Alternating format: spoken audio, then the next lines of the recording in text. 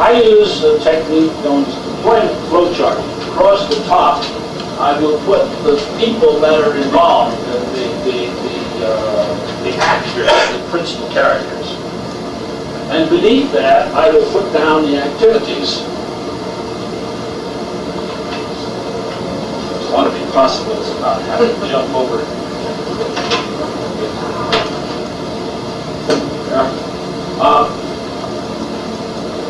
The Community Quality Council, and we often use a private group, for example, the Technology Exchange Center, or it might be the Transformation of American Industry group. Here in New York, you already have a group that's forming a not-for-profit outfit that has the trust of people. And at least one person, an animator, you got one, he's talking here today. You need to pick out a city, and normally what happens, people approach us. I get a lot of phone calls, and I'll tell you later about how I try to get that out of my home and into a more central place. But the initiative for most of these comes from the community.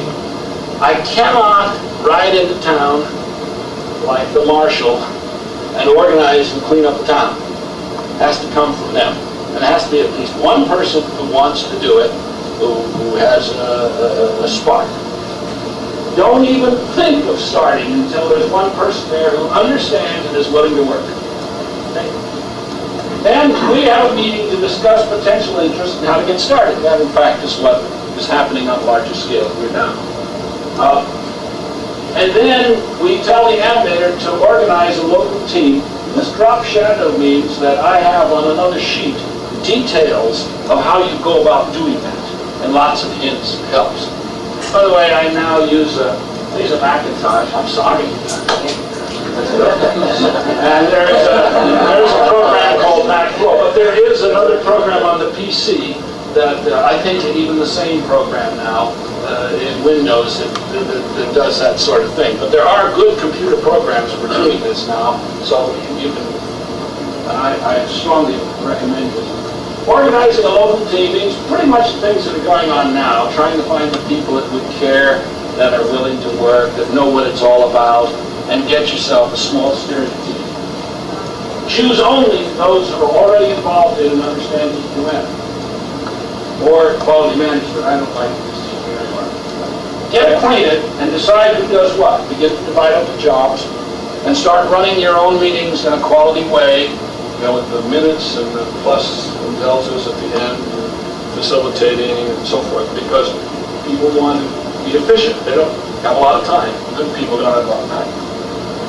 And now you begin to create a support network. You go to a host organization, if you need one. You will need one. Try to get to the local community colleges, the professional science societies, the Chamber of Commerce, the city government, and make connections. And we recommend in each of those cases, for example, city government. Within the city government, there are people who care deeply about quality. I can't remember the name of the guy who worked in the refuse collection. Ron Contino. Yeah, Ron Contino. Very good man. He's had a lot of difficulty with this city.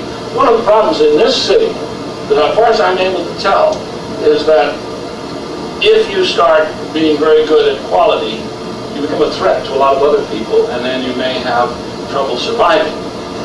And that is to be expected when I go into industry, and I'm sure the people who are working here recognize this phenomenon. If you start to do something that's different and the people at the top don't really understand it, then you're a foreign body and you're going to be ejected. You're going to be expelled somehow or other. And it's a threat to people, and you appear odd because, just to make an aside, in studying quality management seriously for now 13 years, I found it necessary to read a lot about what is taught about conventional management. After a very traumatic exchange with Dr. Deming in the early days, when in his inimitable way he made an ass out of me on television. I went to the Sloan School and spent a week in the library reading what the business schools of America at that time were teaching managing is all about. And the word control is very, very big there. And so if you are not seen in the eyes of your bosses as rigidly in control of everything, then you're not a good manager.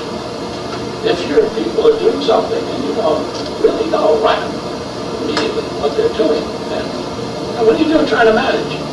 And we know that that control is illusory, not in control. That what you need to know about what's going on is different than what we've been taught.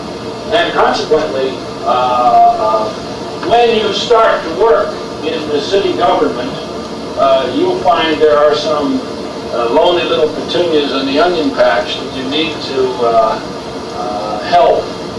And they need to tell you where the landmines are. You have to find out the best way to go at it. And in a city like New York, there's landmines all over the place.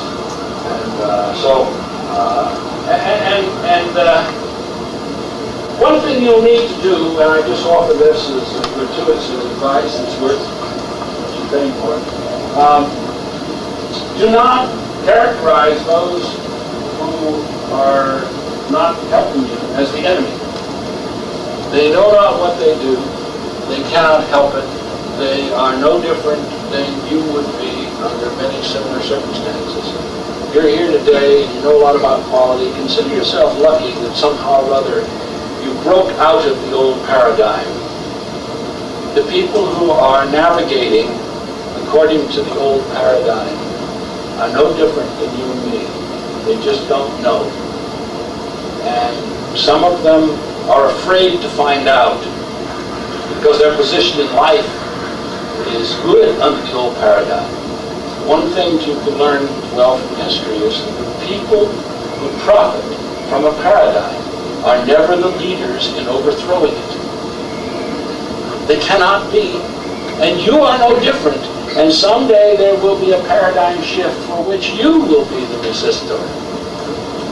So you have to approach it in a different way, and we'll talk more about that. At any rate, you need to talk to all of these people and form a network of people who want to help you, and just be careful to don't give everyone a well-defined task to do. Don't try to do it all yourself. Be sure that you set a goal for your city and your community, and that goal should be responsive to what the people care about. Don't take our statement of a goal and say that's what we're going to do. They want to know what you're talking about. You got to, now in this community we know crime, jobs, things like that. That's what we're going to aim towards using quality management. We're not going to make quality management our main goal. Nobody wants to follow that flag. You want to put a point in, Mark? I had a question, because I think that for such a complex city, maybe you could expand on that a little. Oh, I didn't say examples of yeah, I will do that in a moment. I want to talk to the general principles right now, the general picture. Yes. You need to develop a strategy for training and plan your public announcements. And years and years ago, when I was working to go to college, we had a World's Fair in San Francisco, and my job then was repairing motion picture projectors, 60mm projectors. But I had some time, and I made acquaintance with guys that were selling orange juice devices. They're pitchmen, okay? And these guys were very interesting to me, and they let me try out my hand as a pitchman. And that was kind of fun. Freshman in college, but I needed money and a chance to earn a few bucks. And that way I learned that you could help things along if, for example, I'd be up there extolling the virtues of this orange juicer, and one of these fellows would be in the audience say, hey, that's good, here, I'll buy one. And he had a shield or two in the audience. And that helped turn the trick, as they say. Don't be above that sort of thing. Get some companies that are going to work with you, get them to sign up ahead of time so that when you have this public meeting and you say, who's going to be here? The guy from the foundry says, I'm going to do this. And somebody else says, I'm going to do this. And then the herd instinct begins to work and you get more people to sign up. You need to make it go.